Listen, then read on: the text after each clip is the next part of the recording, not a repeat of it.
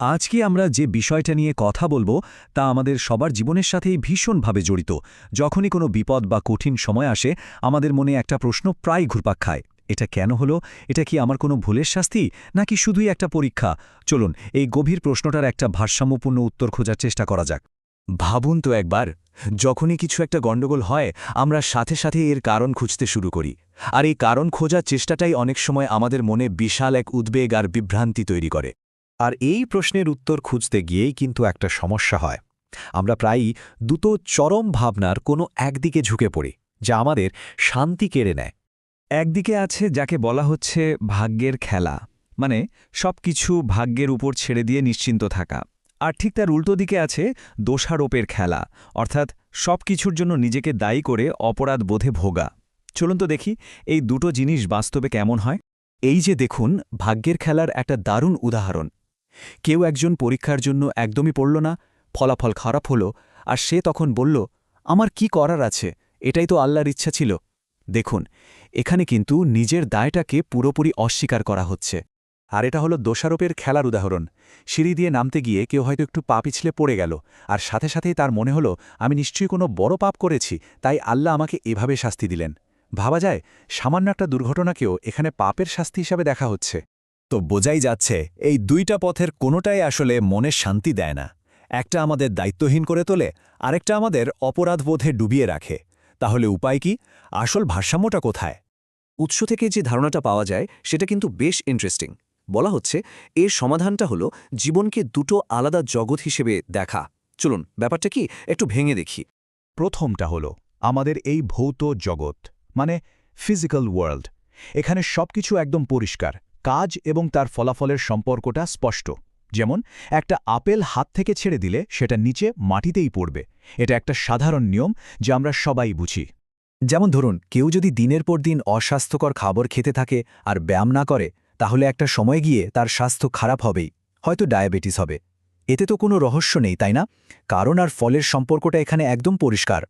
কিন্তু এর পরেই আসে দ্বিতীয় জগৎটা, নৈতিক বা আধ্যাত্মিক জগৎ। আর এখানে কিন্তু সব কিছু অন্যরকম হয়ে যায়। এখানে নিয়মগুলো পুরোপুরি আলাদা। ধরুন কারো একটা নামাজ কাজা হয়ে গেল, আর সেদিনই তার চাকরির ইন্টারভিউটা খারাপ হলো। এখন প্রশ্ন হলো, এই দুটো ঘটনার মধ্যে কি কোনো যোগসূত্র আছে? উৎস যা বলছে তা হলো এই সংযোগটা অনিশ্চিত। হয়তো আছে, হয়তো নেই। আর সত্যিটা হলো আমরা এটা কখনোই নিশ্চিতভাবে জানতে পারব না। তাহলে কি দাঁড়ালো?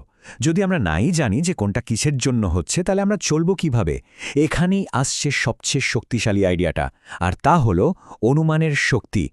এই কথাটা কিন্তু সব কিছু বদলে দেয়। এর মানে হলো ওই কঠিন মুহূর্তে সৃষ্টিকর্তার ব্যাপারে আমরা যা ভাবি, যা অনুমান করি, সেটাই আমাদের জন্য সত্যি হয়ে দাঁড়ায়। আমাদের বিশ্বাসটাই আমাদের বাস্তবতা তৈরি করে। আবারও ওই ইন্টারভিউর উদাহরণটাতে ফিরে যাই। দেখুন, এখানে দুটো পথ খোলা আছে।